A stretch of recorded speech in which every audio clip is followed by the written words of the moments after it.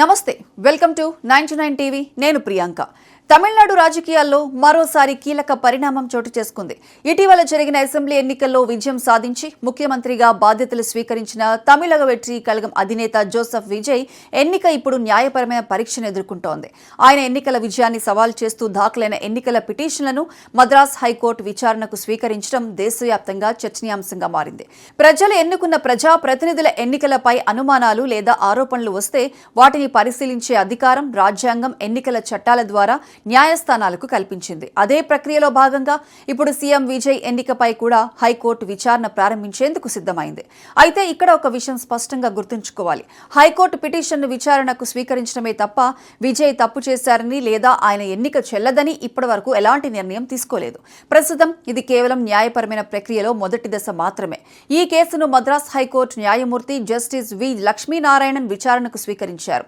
ఇదే కేసుతో పాటు క్రీడా శాఖ మంత్రి ఆదవ్ అర్జున్ ఎన్నికను సవాల్ చేస్తూ దాఖలైన పిటిషన్లను కూడా పరిశీలనకు తీసుకున్నారు. అయితే పిటిషన్లలో కొన్ని సాంకేతిక లోపాలున్నాయని గుర్తించిన కోర్టు వాటిని వారం రోజుల్లాగా సరిచేయాలని పిటిషన్లను ఆదేశించింది. కోర్టులో దాఖలయ్యే ప్రతి ఎన్నికల పిటిషన్కు కొన్ని నిబంధనలుంటాయి. అవసరమైన పత్రాలు, అఫిడవిట్లు, ఆధారాలు, చట్టపరమైన వివరాలు అన్నీ సమగ్రంగా ఉండాలి. అవి సరిగ్గా లేకపోతే ముందుగా వాటిని సవరించే అవకాశం ఇస్తారు. అదేవిధంగా ఈ కేసులో కూడా కోర్టు పిటిషనర్లకు గడువు ఇచ్చింది. ఈ సాంకేతిక ప్రక్రియ పూర్తయిన తర్వాత హైకోర్టు రిజిస్ట్రీ సీఎం విజయ్కు మంత్రి ఆదవ్ అర్జున్కు అధికారిక నోటీసులు జారీ చేయనుంది. నోటీసులు అందిన తర్వాత 3 వారాల వ్యవధిలో తమ సమాధానాన్ని కోర్టుకు సమర్పించే అవకాశం వారికి ఉంటుంది.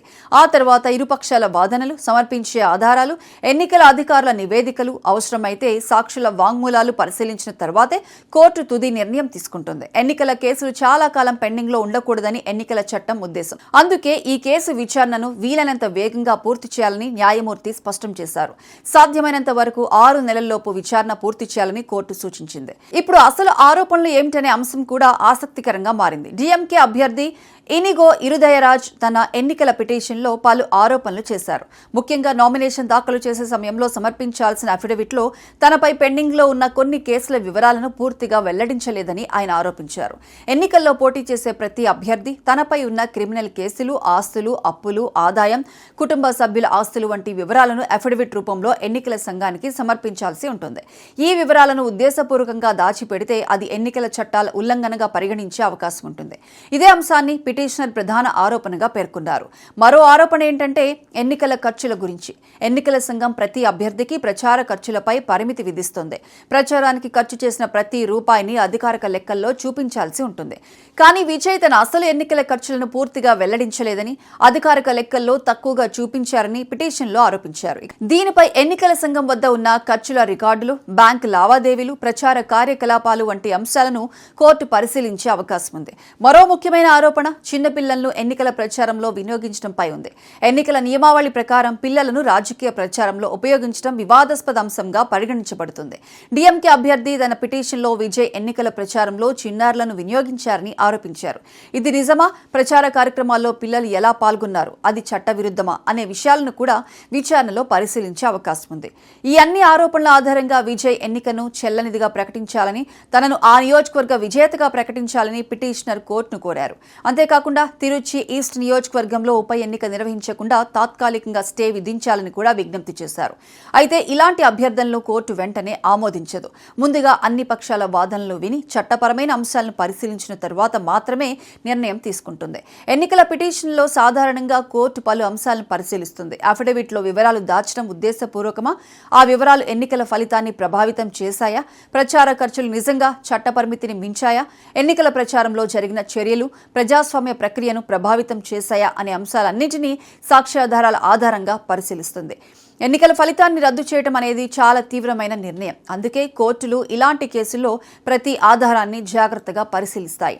భారతదేశంలో గతంలో కూడా పలువురు ముఖ్యమంత్రులు, కేంద్ర మంత్రులు, ప్రముఖ రాజకీయ నాయకుల ఎన్నికలు కోర్టుల్లో సవాళ్లను ఎదుర్కొన్న సందర్భాలు ఉన్నాయి. కొన్ని కేసుల్లో ఎన్నికలు రద్దయ్యాయి. మరికొన్ని కేసుల్లో ఆరోపణలు నిరూపితం కాకపోవడంతో ఎన్నికలు కొనసాగాయి. అందువల్ల ఈ కేసులో కూడా తుది తీర్పు వచ్చే వరకు ఎలాంటి నిర్ణయానికి రావడం సరికాదు. ప్రస్తుతం మద్రాస్ హైకోర్టు చేసిన చర్య కేవలం విచారణ విచారణ ప్రారంభించడమే. ఆరోపణలు నిజమా కాదా అన్నది ఇంకా నిర్ధారణ కాలేదు. సీఎం విజయ్ తన సమాధానం సమర్పించిన తర్వాత పిటిషనర్ వాదనలు, ఎన్నికల సంఘం రికార్డులు, అవసరమైన సాక్ష్యాధారాలు అన్నిటినీ పరిశీలించిన తర్వాతే కోర్టు తుది తీర్పు ఇవ్వనుంది. ఈ కేసు తమిళనాడు రాజకీయాల్లో మాత్రమే కాదు, దేశవ్యాప్తంగా కూడా ఆసక్తికరంగా మారింది. ఎందుకంటే సినీ నటుడిగా కోట్లాది అభిమానులను సంపాదించిన విజయ్ రాజకీయాల్లోకి అడుగుపెట్టి తక్కువ సమయంలోనే ముఖ్యమంత్రి స్థాయికి చేరుకోవడం ఒక చారిత్రక పరిణామం. ఇప్పుడు ఆయన ఎన్నికపై న్యాయపరమైన సవాల్ రావటం మరో కీలక మలుపుగా మారింది. అయితే చట్టం ముందు అందరూ సమానమే అన్న రాజ్యాంగ సూత్రం ప్రకారం కోర్టు ఈ కేసును పూర్తిగా చట్టపరమైన కోణంలోనే పరిశీలించనుంది. చివరకు ఈ కేసులో సమర్పించబడే ఆధారాలు, వాదనలు, న్యాయపరమైన అంశాల ఆధారంగానే తుది నిర్ణయం వెలువడుతుంది. అప్పటి వరకు ఇది కేవలం విచారణలో ఉన్న ఎన్నికల వివాదం మాత్రమేనని గుర్తుంచుకోవాలి.